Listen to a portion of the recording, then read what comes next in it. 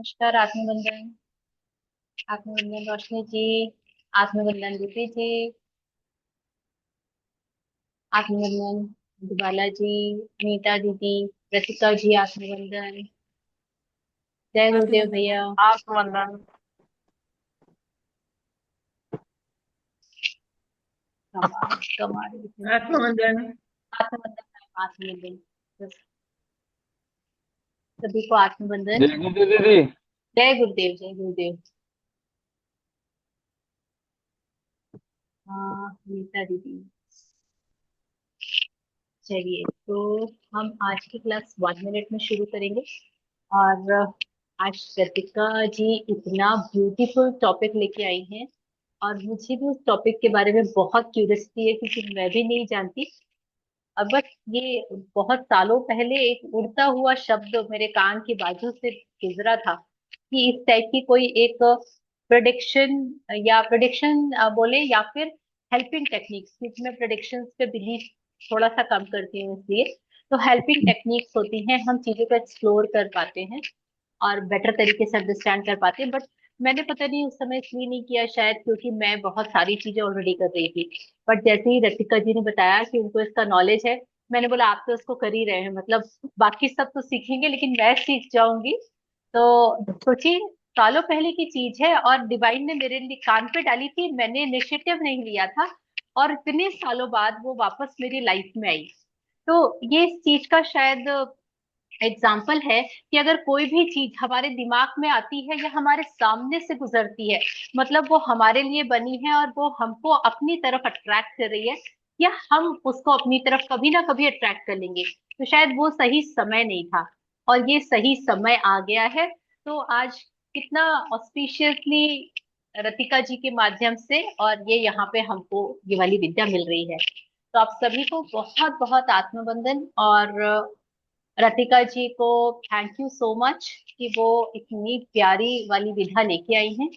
And over to Anita दीदी, क्योंकि अनीता दीदी शुरुआत करवा देंगी और उसके बाद में हम आज का ये जो बहुत ही ब्यूटीफुल शास्त्र पद्धति है, शास्त्रीय पद्धति है जो साउथ में बहुत फेमस है, तो हम उसके बारे में रतिका जी से जानेंगे। तो ओवर टू यू दीदी, आप प्लीज ओम श्री गणेशाय नमः माता जी के नाम के साथ में करवाइए। चलिए, सभी को शारदीय नवरात्र की ढेरों ढेरों शुभकामनाएं। आज नवरात्रि के 7वें दिन पर हम लोग पहुंच गए हैं। आज का दिन बहुत बहुत पावरफुल महा आज काल रात्रि का दिन है। भले उनका स्वरूप हमें बहुत भयंकर दिखता है, फोटो लगा रखी है मैंने पीछे, लेकिन उनको शुभंकरी भी कहते हैं कि मतलब उनका जो स्वरूप है वो सर्वदा शुभ शुभ अशुभि देने वाला है, इसीलिए माँ काली का एक नाम शुभंकरी है। तो आइए आज हम लोग माँ कालरात्रि का ध्यान करेंगे। और माँ कालरात्रि जो है, हमारे सभी अज्ञात, बहुतों को बहुत तरह के भय होते हैं, तो उन सभी अज्ञात भय, शत्रु, मानसिक तनाव, ये सारी जो भी चीजें, जितनी भी नेगेटिव एनर्जीज हैं, उन सभी को माँ कालरात्रि नष्ट कर देती हैं। और तभी कल जो है वो महागौरी आती है और सारी चीजें हमें देखे जा, जब तक नेगेटिविटी हटेगी नहीं तब तक पॉजिटिविटी आएगी नहीं। तो आज जितनी नकारात्मकता है, जितना जो कुछ है, हमने ईएफटी किया, हमने किया, इतने सारे टेक्निक्स हमने बैक में सीखते आए, तो आज सबको दी एंड करेंगे। आज सारी नकारात्मकता को हम लोग बाहर करेंगे। और माँ कालरात्रि जो है बेहद शक्तिशाली देवी का दर्जा इनको प्राप्त है। तो आइए आज के दिन गायत्री मंत्र के साथ हम लोग आज के ध्यान की शुरुआत करेंगे। कमर सीधी, नेत्र बंद, दोनों हाथ गोद में। ॐ भूर्भुवः स्वः तत्सवितुर्वरेण्यं भर्गो देवस्य धीमहि धियो यो नः प्रचोदयात्। माँ काली से प्रार्थना। ओम श्री कालरात्रि देव्यै नमो नमः। आज माँ का आवाहन मन में बसे हुए जन्म जन्मांतरों के उन विकारों के नाश के लिए करना है जो हमें परेशान करके रखे हैं। भावना करें, हमारे विकार, हमारे दोष, दुर्गुण, पाप माँ कालरात्रि खड़ग के प्रहार से नष्ट कर रही हैं, हमें विकार मुक्त कर रही हैं। हमारे समस्त विकारों की काली माँ को नष्ट करके हमें पवित्र और निर्मल बना रही है। माँ का यह ध्यान कभी भी कोई भी करें तो वो हमेशा सूर्यास्त के बाद ही करें, यही उचित समय माना जाता है माँ के ध्यान का। तो आइए हम भाव करें कि माँ हमें निर्मल कर माँ गौरी के दिव्य रूप में परिवर्तित हो गई हैं। उसी तरह जैसे गंदगी में पड़े बच्चे को माँ डांट डपट करके साफ करती है, नहला धुलाकर साफ वस्त्र पहनाती है, फिर स्वयं भी स्वच्छ वस्त्र पहन करके अपने बच्चे को बहुत प्यार करती है। तो वैसे ही हम माँ ने हमारे मन की गंदगी को साफ करके हमें अंदर बाहर से पवित्र करके उस काल रात्रि से महागौरी के स्वरूप में आ गई हैं, हमें अपनी गोद में लेकर हमें प्यार कर रही हैं। आइए इसी ध्यान में खोकर माँ कालरात्रि को प्रणाम करेंगे कि हे माँ कालरात्रि, अपने खडक के प्रहार से हमारे जन्म जन्मांतरों के सभी पापों को नष्ट कर देना, और इस नवरात्रि हमें अपने उस दिव्य महागौरी के स्वरूप में हमें वो सारी चीजें प्रदान करना जो हमारे जीवन के लिए आवश्यक है, जिससे हमारा जीवन साधना के पथ पर और आगे चले। हम जो भी करना चाहते हैं उन सभी चीजों को बहुत सुंदर भाव से हम कर पाए, अपने जीवन को और उच्चतर जहां पर हैं उससे ऊपर ही जाए, उससे हम नीचे कभी ना आए, ऐसी प्रार्थना करते हैं। या देवी सर्वभूतेषु कालरात्रिरूपेण संस्थिता, नमस्तस्यै नमस्तस्यै नमस्तस्यै नमो नमः। ॐ भूर्भुवः स्वः क्लीं क्लीं क्लीं तत्सवितुर्वरेण्यं भर्गो देवस्य धीमहि धियो यो नः प्रचोदयात्। क्लीं क्लीं क्लीं ॐ सर्वरूपमयी देवी सर्वं देवीमयं जगत् अतोऽहं विश्वरूपाणि तां नमामि परमेश्वरी, तां नमामि परमेश्वरी। कालरात्रि देव्यम् अर्पणमस्तु। ओम श्री दुर्गा देव्यै नमो नमः। सभी को प्रणाम करते हुए आइए हम लोग चलते हैं आज के विशेष क्लास की तरफ, जो आज रतिका दीदी लेने वाली हैं। एक नए ज्ञान से हम सभी रूबरू होंगे। ओवर टू रतिका दीदी, सभी को बहुत बहुत धन्यवाद। बहुत बहुत प्रणाम अनीता जी, मृदुल मैम, विजय लक्ष्मी मैम, इंद्रप्रीत मैम, रोशनी जी। सबसे पहले हम बात करेंगे सात सबसे पहले आप सबको 7वें नवरात्रि माँ काल रात्रि की आप सबको बहुत बहुत शुभकामनाएं। मंगल कामनाओं के साथ हम सबसे पहले बात करेंगे थोड़ी सी पिछली बार जो हम बात कर रहे थे नव दुर्गा और नौ ग्रह, उससे जरा सी रिलेटेड बात है कि जो माता रानी है उनका 9 औषधियों के साथ, जो उनको नौ दुर्गा, उनके पेड़ों को भी माता रानी नव दुर्गा कहते हैं। तो उनमें सबसे पहले जो आती हैं वो है शैलपुत्री माता, यानी हरड़। हरड़ हम हरड़ कई रोगों में काम करती है, और जो शैलपुत्री माता का ही एक रूप है। इसके प्रयोग से पेट की समस्याएं हमारी दूर होती हैं। अगर हमें पेट की समस्याएं रहती हैं और हम माँ शैलपुत्री की पूजा करते हैं तो हमारी वो समस्याएं काफी कुछ कम हो जाती हैं। ऐसे ही हम बात करेंगे दूसरी माता की, जो कि ब्रह्मचारिणी माता है, जिनको जिनको आयुर्वेद में ब्राह्मी भी कहते हैं। ये आयु और स्मरण शक्ति को बढ़ाने वाली होती हैं और खून के विकारों का नाश करने वाली होती हैं। ब्राह्मी को माँ सरस्वती भी कहा जाता है। ऐसे ही हम बात करेंगे तीसरी माता की, जो कि चंद्रघंटा माता है, यानी उनकी उनकी जो औषधि है उनका उसका नाम है चंदूसूर। वो शक्ति को बढ़ाने वाली होती है, हृदय रोग को ठीक करने वाली होती है। ये चंद्रिका औषधि है। अतः इस बीमारी से संबंधित आपको कोई भी रोग हो, जैसे कईयों को हृदय रोग होता है, तो उनको माँ चंद्रघंटा की पूजा करनी चाहिए। ऐसे ही अब हम बात करेंगे चौथी माता, यानी कुष्मांडा माता। उनकी मेडिसिन का नाम है पेठा। पेठा जो हम मिठाई भी खाते हैं। नवदुर्गा का चौथा रूप कुष्मांडा है। इस औषधि से मिठाई भी बनती है, इसे कुम्हड़ा भी कहते हैं। जो पुष्टिकारक, वीर्यवर्धक व रक्त के विकार को ठीक कर पेट को साफ करने में सहायक होता है। फिर इन सभी बीमारियों वाले व्यक्ति को मां कूष्मांडा की पूजा करनी चाहिए। अब हम बात करेंगे पांचवी माता की, यानी स्कंद माता की, जो कि अलसी से रिलेटेड है। पांचवी माता औषधि के रूप में अलसी में विद्यमान है। ये वात, पित्त और कफ रोगों की नाशक औषधि है। पित्त और कफ ज्यादातर लोगों को रहता है, तो उनको माता स्कंद माता की जरूर पूजा करनी चाहिए। ऐसे ही अब हम बात करेंगे छठी माता कात्यायनी माता, जो कि उनकी मेडिसिन है मोइया। माँ कात्यायनी को कई नामों से जाना जाता है, जैसे अंबा, अंबालिका और अंबिका। ये कंठ के रोगों और ये भी कफ और पित्त के रोगों का नाश करती हैं। इसके बाद हम बात करेंगे सातवीं माता, यानी कालरात्रि माता। उनको उनकी मेडिसिन का नाम है नागदौन। इस पौधे को अपने घर में लगाने पर घर के सारे कष्ट दूर हो जाते हैं। ये ये पौधा बहुत ही उपयोगी है। ये सब विषयों का भी नाश करने वाला होता है। अब हम बात करेंगे आठवीं माता, यानी कि कालरात्रि माता, जो कि तुलसी के पौधे से रिलेट करती हैं। तुलसी ज्यादातर हर किसी के घर में होती है। तुलसी 7 प्रकार की होती है। ये सभी प्रकार की तुलसी जो होती है, जो सारी 7 प्रकार की तुलसी रक्त को साफ करती है एवं हृदय रोग का नाश करती है। तो किसी ने अपनी इम्यूनिटी बढ़ानी है तो वो हम सब तो तुलसी का काढ़ा वैसे पीते ही रहते हैं। अब हम बात करेंगे नौवीं सिद्धिदात्री माता की, जो कि शतावरी मेडिसिन से रिलेटेड है। सिद्धिदात्री माँ, जिन्हें नारायणी या शतावरी भी कहते हैं। शतावरी बुद्धि, बल एवं वीर्य के लिए उत्तम औषधि है। लेडीज में मासिक धर्म और मीनोपॉज में ये दवाई डॉक्टर बहुत यूज करते हैं।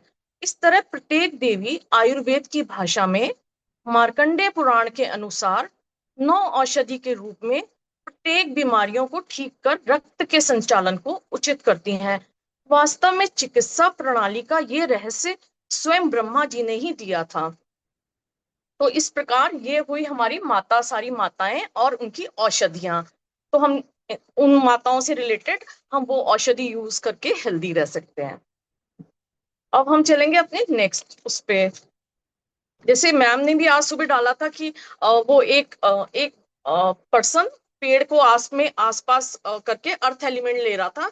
तो ऐसे हम किसी भी जो पांचों एलिमेंट के पास जाते हैं तो हम उससे एनर्जी मांग के और एनर्जाइज होके उसको थैंक यू कर सकते हैं। उससे भी हमारे अंदर बहुत ऊर्जा रहती है।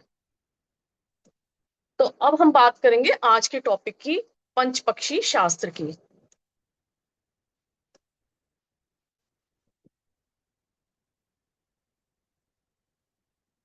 पंचपक्षी शास्त्र जो एक भारतीय प्राचीन ज्योतिष प्रणाली है। हम सबको अपने फ्यूचर को जानने का हमेशा इंटरेस्ट रहता है, चाहे हम न्यूमरोलॉजी से जाने, एस्ट्रोलॉजी से जाने, या और भी बहुत तरीके होते हैं, किसी से भी हम कोशिश करते रहते हैं हम जाने। तो ये भारतीय प्राचीन प्रणाली है जो 5 पक्षियों, जो कि 5 पक्षी हैं, गिद्ध, उल्लू, कौवा, मुर्गा और मोर के व्यवहार और नक्षत्रों के आधार पर दिन के अलग अलग समय पर व्यक्ति को जीवन को प्रभावित करती है। ये शास्त्र व्यक्ति जन्म नक्षत्र के आधार पर एक जन्म पक्षी निर्धारित करता है। हम जिस नक्षत्र में पैदा हुए होते हैं और जिस पक्ष में पैदा हुए होते हैं उसके अकॉर्डिंग हमारा पक्षी होता है। ज्यादातर जब पक्षी को भूख लगती है तो हमको भी भूख लगती है, ऐसा ऐसा होता है। अगर वो थोड़ा स्लो होता है तो हम भी स्लो होते हैं। तो हम सब एक पक्षी को रिलेट करते हैं। तो उसके अनुसार विभिन्न कार्यों के लिए वो पक्षी का शुभ और अशुभ काम होते हैं। इन पक्षियों की 5 अवस्थाएं होती हैं। सबसे पहली होती है शासन करना, दूसरी होती है खाना खाना, तीसरी होती है चलना, चौथी होती है सोना, और सोना और मरना। जिनमें से शासन करने वाली जो अवस्था है उसको सबसे अच्छा माना गया है, और जो चलने वाली अवस्था है उसको सेकंड नंबर पे माना गया है। अब हम सब पहचानेंगे कैसे कि हम कौन सा पक्षी है और हमारा पक्षी क्या काम कर रहा है, कि हम इस टाइम क्लास कर रहे हैं तो हमारा पक्षी क्या काम कर रहा है। तो इसके लिए सबसे पहले हम डाउनलोड करेंगे दृक पंचांग, DRIK, दृक पंचांग। ये एक ऐप है, एप्पल के फोन में नहीं होती है, एंड्रॉइड में ये ऐप डाउनलोड होती है। तो हम सब ये ऐप डाउनलोड करेंगे देखने के लिए कि हम कौन सा पक्षी हैं। उसमें हम वृक पंचांग जब डाउनलोड कर लेंगे, आप अभी बाद में भी कर सकते हैं, तो उसमें आप दैनिक मुहूर्त में जाना। दैनिक मुहूर्त में जब आप जाएंगे, फिर आपको पंच पक्षी शास्त्र का एक वो मिल जाएगा, एक कॉलम मिल जाएगा, जिसमें आप अपना पक्षी सिलेक्ट करेंगे। तो आपको डेली पता चलेगा आप उस टाइम कर क्या, आपका पक्षी उस टाइम कर क्या रहा है। तो अब हम बात करेंगे कौन से नक्षत्र में कौन सा कौन से पक्ष में कौन सा पक्षी होता है। मैम लगाएंगे आप उसका? या जस्ट मिनट में शेयर करती हूँ। हाँ जी मैम।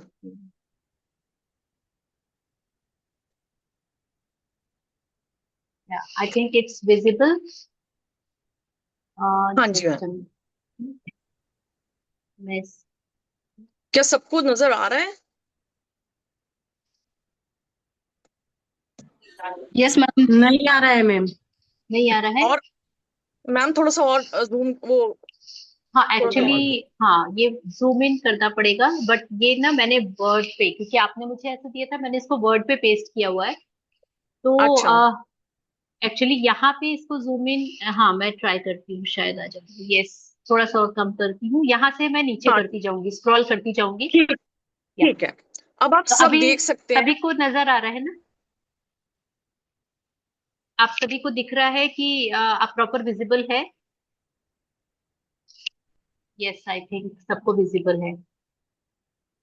तो यस सबको अपना अपना। हाँ जी मैम। जी। यस, तो आप देखिए, सबसे पहले तो आप लोगों को अपना अपना पक्षी पता करना है, और ये पता करने के लिए आपको अपना नक्षत्र पता होना चाहिए। पता और होगा जी मैम। नक्षत्र, और नक्षत्र के साथ में आप कौन से पक्ष में पैदा हुए हैं, और इसके लिए दृक पंचांग ऐप के थ्रू आप ये पता कर सकते हैं। और हो सकता है आप लोगों में से कई लोगों ने इसको रेडी भी करके रखा होगा। नाउ रतिका मैम हमको ये एक्सप्लेन करेंगे कि हम कैसे आइडेंटिफाई करें और उसका कैसे बेनिफिट उठा पाए। हाँ जी मैम। अब जैसे पहला नक्षत्र है अश्विनी नक्षत्र। अगर उसमें आप कृष्ण पक्ष में अश्विनी नक्षत्र में बॉर्न हुए हैं, तो आप पीकॉक हैं। लेकिन अगर आप शुक्ल पक्ष में हुए हैं, तो आप वल्चर हैं। इसी तरह अगर सेकंड भरनी में है, अगर आप कृष्ण पक्ष में पैदा हुए हैं, तो आप पीकॉक हैं। और अगर शुक्ल पक्ष में पैदा हुए हैं, तो आप वल्चर हैं। आप सबको, मैक्सिमम लोगों को पता होगा कि आप किस नक्षत्र में पैदा हुए हैं। तो आप कृष्ण पक्ष और शुक्ल पक्ष देख के अपना एनिमल डिसाइड, अपना बर्ड डिसाइड कर सकते हैं। थर्ड हम बात करेंगे कृतिका नक्षत्र की, जो कि कृष्ण पक्ष का पीकॉक है और शुक्ल पक्ष का वल्चर है। फोर्थ है रोहिणी, जो कृष्ण पक्ष का पीकॉक है और शुक्ल पक्ष का वल्चर है। पांचवा है मृगशिरा, जो कृष्ण पक्ष का पीकॉक है और शुक्ल पक्ष का वल्चर है।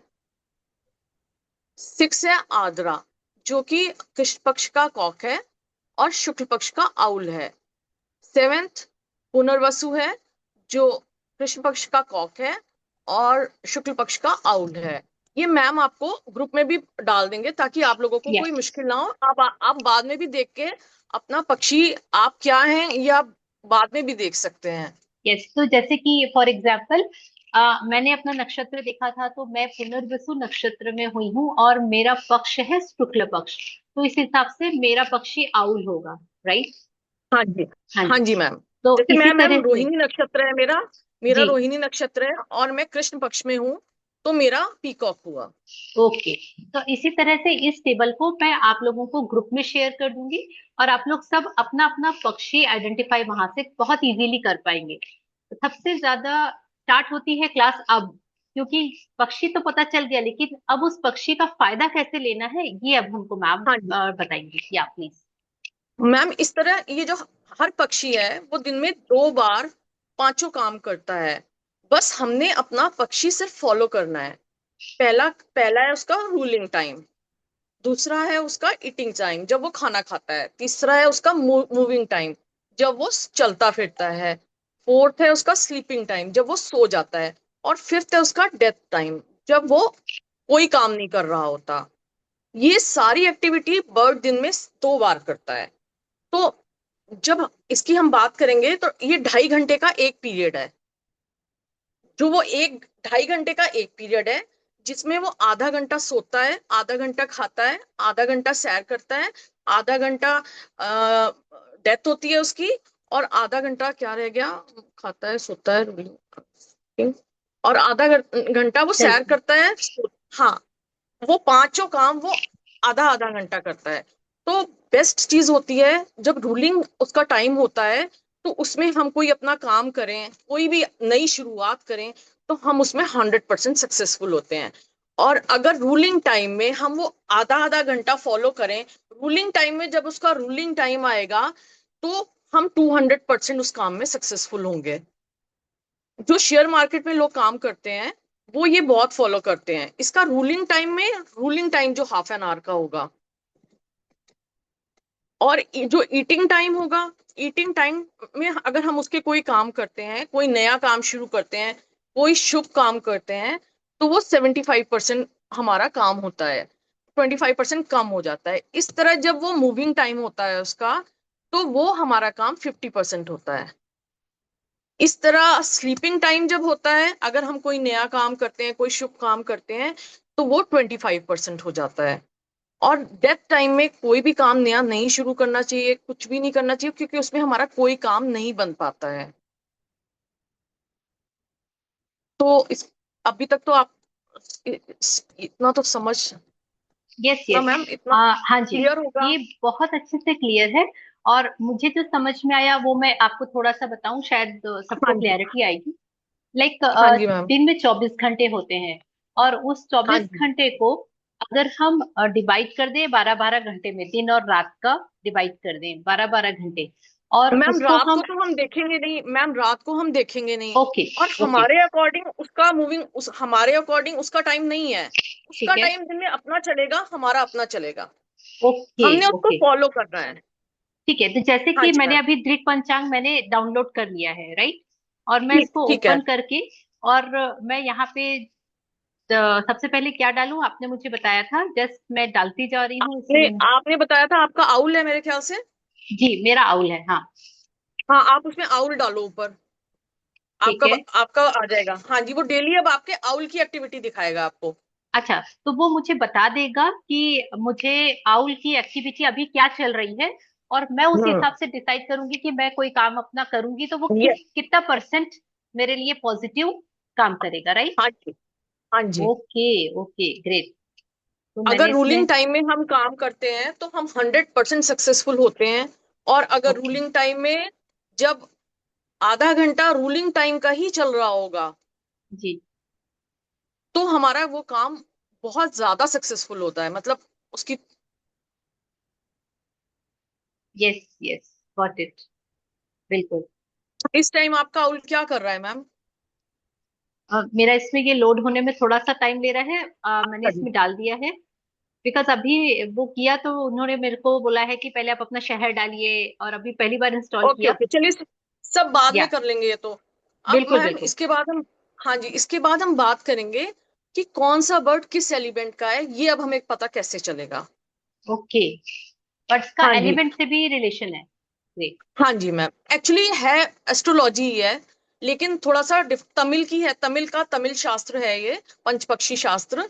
तो थोड़ा सा मिलता जुलता है, लेकिन ये पक्षियों के आधार पे है। तमिल के लोग इसको बहुत फॉलो करते हैं, और वो लाइफ में बहुत सक्सेसफुल भी रहते हैं। अब हम बात करेंगे नंबर 1 वल्चर की। वल्चर अगर कृष्ण पक्ष में है, तो उसका अर्थ एलिमेंट है। और अगर वो शुक्ल पक्ष में है, तो उसका फायर एलिमेंट बनता है। सेकंड हम बात करेंगे आउल की। आउल अगर कृष्ण पक्ष में है, तो वो वाटर एलिमेंट का है। और अगर वो शुक्ल पक्ष में है, तो वो एयर एलिमेंट का है। तो मैम आपका शुक्ल पक्ष का है ना आउल, तो आपका एयर एलिमेंट बनता है। और एस्ट्रोलॉजिकली भी मैं एयर एलिमेंट को बिलोंग करती हूँ, हाँ एंड जी, न्यूमरोलॉजिकली भी मैं एयर एलिमेंट से गवर्न होती हूँ। हाँ जी मैम, कनेक्शन सब में है। और थर्ड हम बात करेंगे क्रो की। क्रो अगर कृष्ण पक्ष में है, तो वो फायर एलिमेंट है। और अगर वो शुक्ल पक्ष में है, तो वो अर्थ एलिमेंट में है। अब हम बात करेंगे फोर्थ बर्ड की, जो है कॉक। कॉक अगर कृष्ण पक्ष में है तो वो एयर एलिमेंट है, और कॉक अगर शुक्ल पक्ष में है तो वो वाटर एलिमेंट है। अब हम बात करेंगे पांचवें बर्ड की, पीकॉक की। अगर पीकॉक कृष्ण पक्ष में है तो आपका एलिमेंट है स्काई, और अगर शुक्ल पक्ष में है तो आपका तभी भी एलिमेंट है स्काई। इसमें दोनों ही स्काई हैं। अब हम थोड़ा सा सब सब बर्ड्स की नेचर की बात करते हैं। जो फायर एलिमेंट वाले हैं, नंबर वन, जो फायर एलिमेंट वाले हैं वो थोड़े से गुस्से वाले होते हैं। अब हम बात करेंगे सेकंड, अर्थ एलिमेंट की। जो अर्थ एलिमेंट होता है, जैसे एस्ट्रोलॉजी में भी होता है, विजय लक्ष्मी मैम का भी अर्थ एलिमेंट है क्योंकि वो टॉरस हैं, तो वो उनके डिसीजन जो होते हैं वो सॉलिड डिसीजन होते हैं। इसमें भी सेम ही आएगा। थर्ड है एयर एलिमेंट। एयर एलिमेंट जो मृदुल मैम है, उनका आता है कि उनका मूड स्विंग्स होते हैं, वो बहुत चंचल हैं, चंचल स्वभाव वाले होते हैं जो एयर एलिमेंट वाले होते हैं। फोर्थ की हम बात करेंगे वाटर एलिमेंट। वाटर एलिमेंट वाले जो होते हैं वो इमोशनल होते हैं, सेंसिटिव होते हैं, और इनके जो होते हैं थोड़े से सेंसिटिव होने करके इनके रिलेशन इश्यू रहते हैं। फिफ्थ हम बात करेंगे स्काई एलिमेंट की। जो स्काई एलिमेंट वाले होते हैं वो ड्यूअल पर्सनालिटी होते हैं, और वो अकॉर्डिंग टू सिचुएशन वो चेंज हो जाते हैं। जैसी सिचुएशन होती है वो अपने को उसी में ढाल लेते हैं।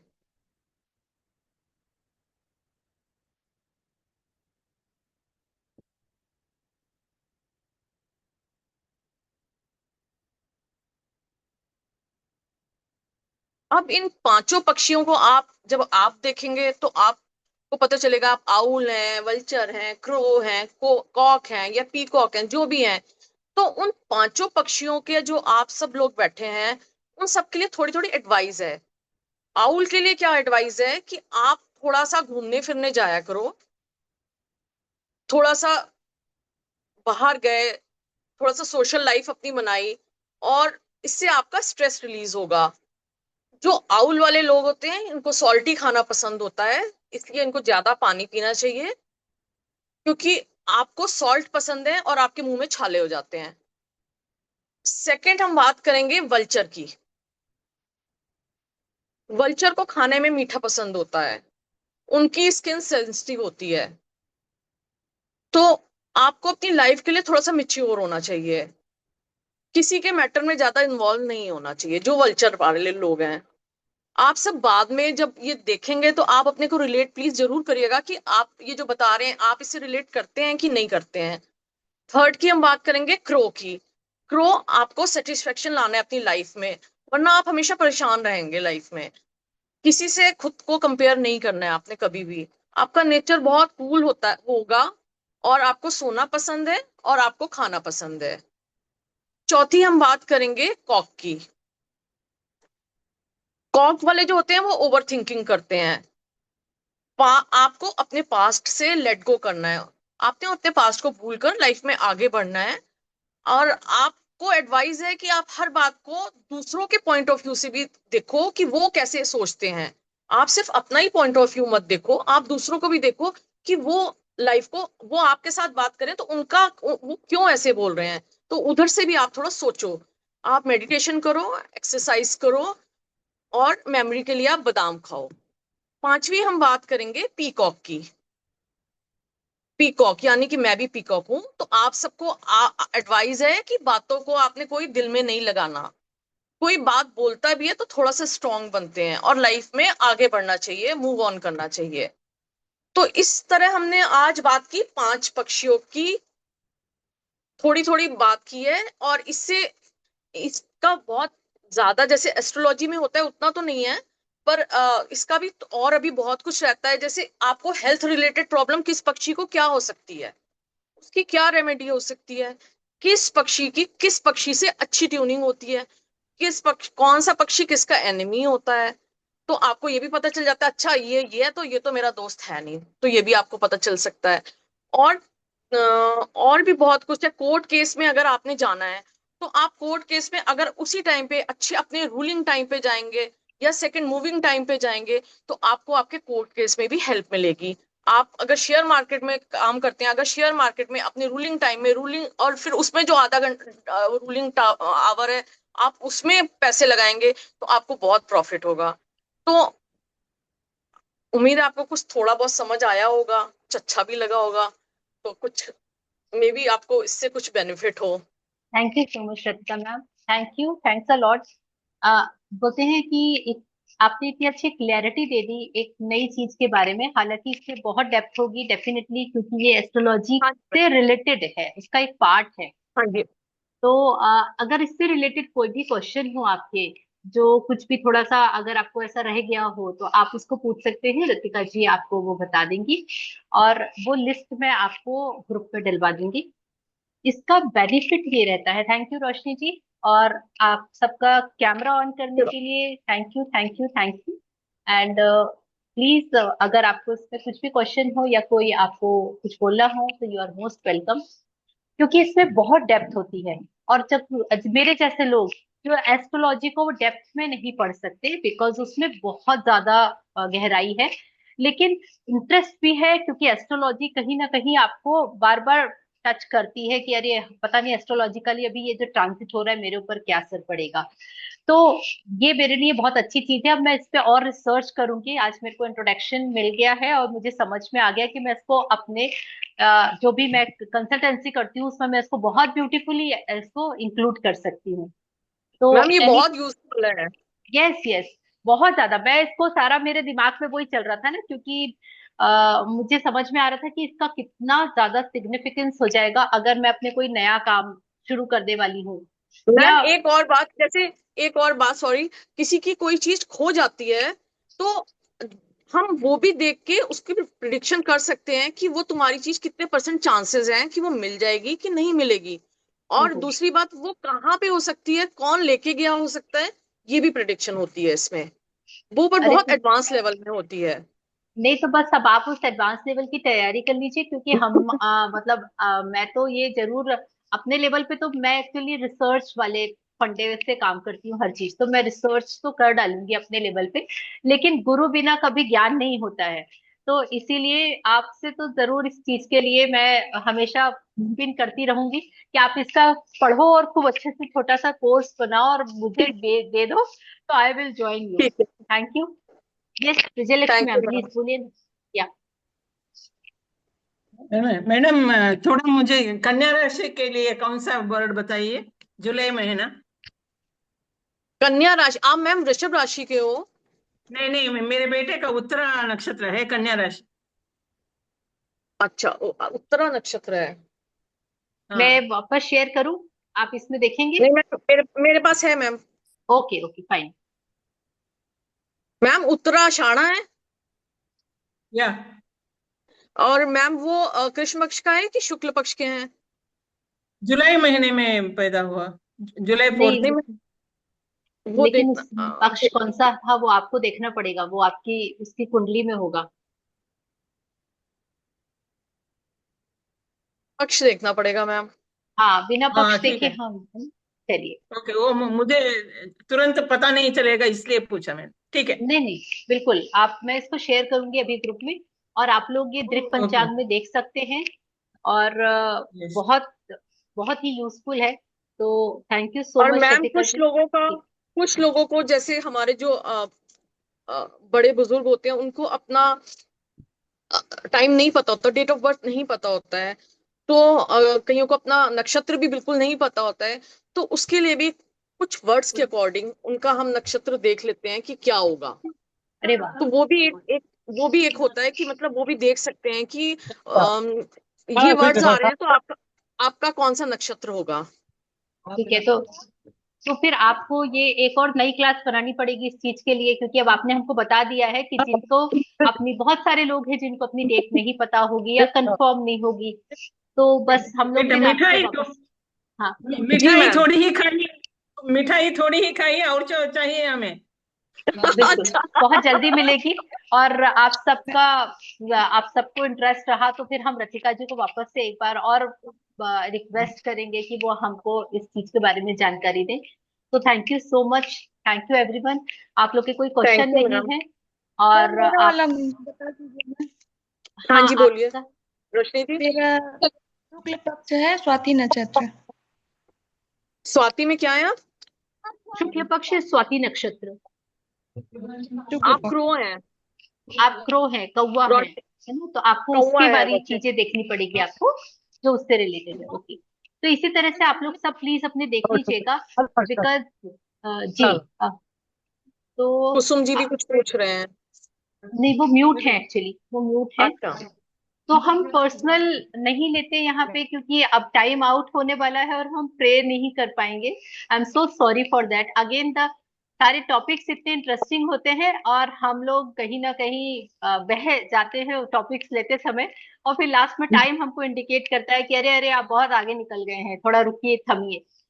तो आपको इससे रिलेटेड कुछ भी क्वेरी होगी आप ग्रुप में डालिए, और जो भी आपको हम हेल्प कर सकते हैं डेफिनेटली करेंगे, क्योंकि गिव अवे है, मतलब 100% गिव अवे है, इसमें हम कुछ अपनी एंड से रखना नहीं चाहते कि आपको ना दे। तो thank you so much. Anita didi अगर आप हैं तो प्लीज हम, thank you Ratika ji, thank you आपको मैम, थैंक यू आप थैंक सबका यू, टाइम थैंक यू। देने के लिए। आप सबके यस, तो जी रतिका जी हम इसको, sorry, yes, thank you everyone. Anita दीदी हम इसको प्रे से एंड करेंगे, because there is 3 minutes to go. I think Anita दीदी is not here. Thank you Ruby ji, thank you so much. आप लोगों को कुछ भी इससे रिलेटेड पूछना होगा आप लोग जरूर पूछिए, और इसको बहुत अच्छे से एक्सप्लोर करिए। बहुत बढ़िया साइंस है, मुझे समझ में आ गया है, और अब मेरा नेक्स्ट टारगेट यही है, इसके बाद ही मैं कुछ और करने वाली हूँ।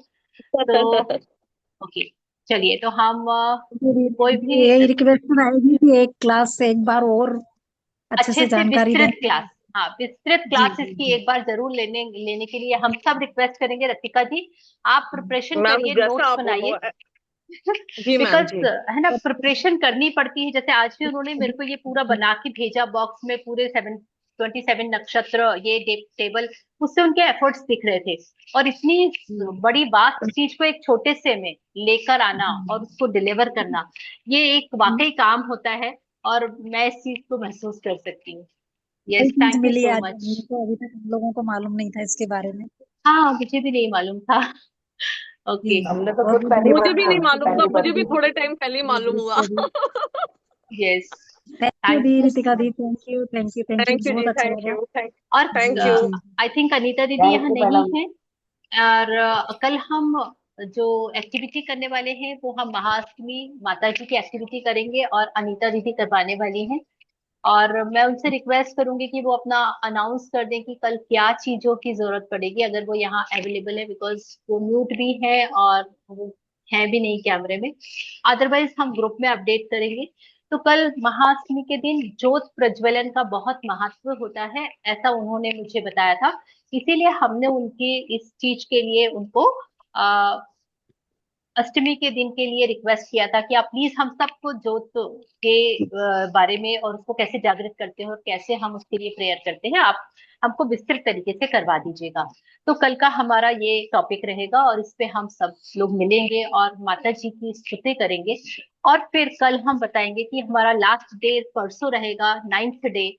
और आप सबका प्रीशियस टाइम देने के लिए हम विद ग्रैटिट्यूड आप लोगों को कुछ एकदम सिंपल रेमेडीज जो कि रिक्वायर्ड है और जो बहुत इजी टू डू है, और इन सभी चीजों से रिलेटेड जो हमने करा है, जैसे कि वास्तु, न्यूमरोलॉजी, एस्ट्रोलॉजी, पंच पक्षी, और बॉडी लैंग्वेज, और ईएफटी, इन सब को मिला के एक आप लोगों के बहुत सारे बेनिफिट के लिए हम अपनी तरफ से गिफ्ट करना चाहेंगे।